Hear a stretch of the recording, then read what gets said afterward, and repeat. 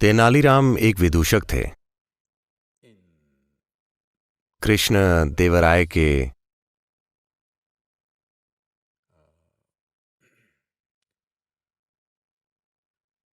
दरबार में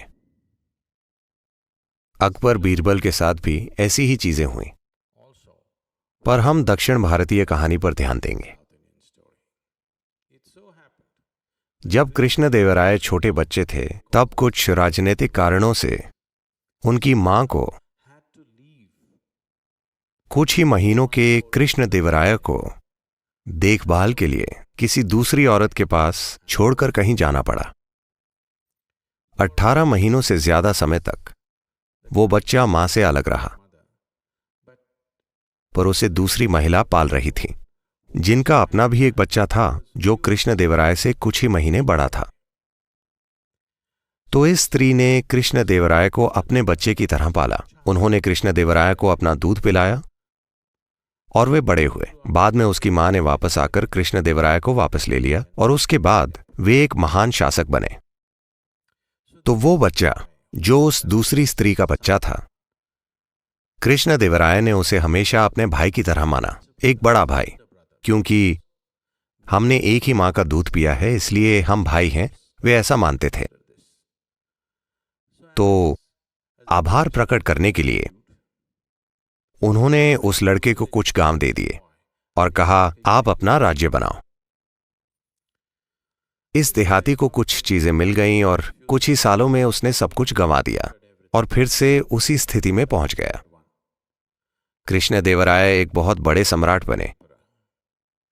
फिर एक दिन ये आदमी जो तब 30 साल से ज्यादा की उम्र का था, उसने सोचा, मेरा छोटा भाई बहुत बड़ा सम्राट हो गया है और मेरे पास कुछ नहीं है। मैं वहां जाता हूं और देखता हूं मुझे क्या मिल सकता है। और वो चला गया। कृष्ण देवराय ने उसका वैसा ही स्वागत किया जिस तरह कोई बड़े भाई का स्वागत करता है। उन्होंने उसे सभी तरह के सम्मान दिए, सारी आवभगत की और दरबार में एक स्थान दिया। वो ये सब देखता रहा। कृष्ण देवराय के दरबार में बहुत शानदार प्रतिभाओं का जमावड़ा था। उसने ये सब देखा। हर तरह की बहस हो रही थी, संगीत कार्यक्रम हो रहे थे हर रोज। वो अचंभित हुआ। और सबसे बढ़कर तेनालीराम एक बहुत ही बुद्धिमान सहायक था। फिर उसने कृष्ण देवराय से अपना दुखड़ा रोया, तुम इतने सफल हो, तुम बहुत बड़े राजा हो गए हो क्योंकि तुम्हारे पास इतने बुद्धिमान लोग हैं। काश मेरे पास भी ऐसे ही लोग होते तो मैं भी बहुत बड़ा राजा होता।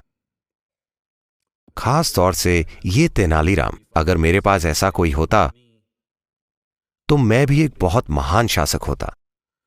तो कृष्ण देवराय को यह सुनकर बुरा लगा और उन्होंने पूछा, मैं आपके लिए क्या कर सकता हूं मेरे भाई? उसने कहा, अगर तुम इस तेनालीराम को मुझे दे दो तो मैं जाकर अपना महान साम्राज्य बनाऊंगा। तो कृष्ण देवराय ने तुरंत तेनालीराम को बुलाया और आदेश दिया, आपको मेरे भाई के साथ जाना होगा, उन्हें आपकी जरूरत है। तो तेनालीराम ने कहा, ओ आपके बड़े भाई को मेरी जरूरत है, मैं उनके साथ अपने बड़े भाई को भेज सकता हूं। कृष्ण देवराय को यह विचार अच्छा लगा क्योंकि वे तेनालीराम को खोना नहीं चाहते थे, पर साथ ही उनका बड़ा भाई भी उसे मांग रहा था। उन्हें समझ में नहीं आया कि क्या करें। ओह, वाकई आपका बड़ा भाई है, मुझे नहीं पता था। हाँ, मेरा एक बड़ा भाई है, मेरे बड़े भाई को आपके बड़े भाई के साथ भेज देते हैं। तो उन्होंने जाकर उस व्यक्ति से पूछा, तेनालीराम का बड़ा भाई आपके साथ जाने के लिए तैयार है, क्या यह ठीक है? तो उस मूर्ख ने सोचा, अगर तेनालीराम इतना बुद्धिमान है तो उसका बड़ा भाई। उसने कहा, ठीक है। अगले दिन उसे जाना था और एक बड़ी विदाई आयोजित की गई। फिर दरबार की भरी सभा में सभी इकट्ठा हुए और तेनालीराम एक बैल के साथ दाखिल हुए। वे दरबार में आए। कृष्ण देवराय ने यह सब देखकर पूछा, ये क्या है, तुम इस बैल को सभा में क्यों लाए हो? नहीं राजन, ये मेरा बड़ा भाई है। उन्होंने कहा, क्या बकवास है, तुम क्या कहने की कोशिश कर रहे हो? नहीं, हम दोनों ने एक ही मां का दूध पिया है।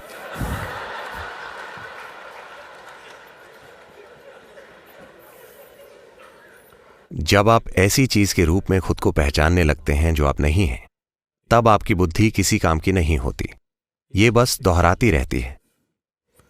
So this repetitive intelligence is what we are referring to as karma. तो इस दोहराने वाली बुद्धि को ही हम कर्म कहते हैं। जब हम किसी को पहले से तय ढर्रों से गुजरते देखते हैं, चाहे वे कितनी भी अच्छी परिस्थितियों में हों। आज सुबह सूरज बहुत अच्छी तरह से ऊपर आया, पर कोई दुखी है।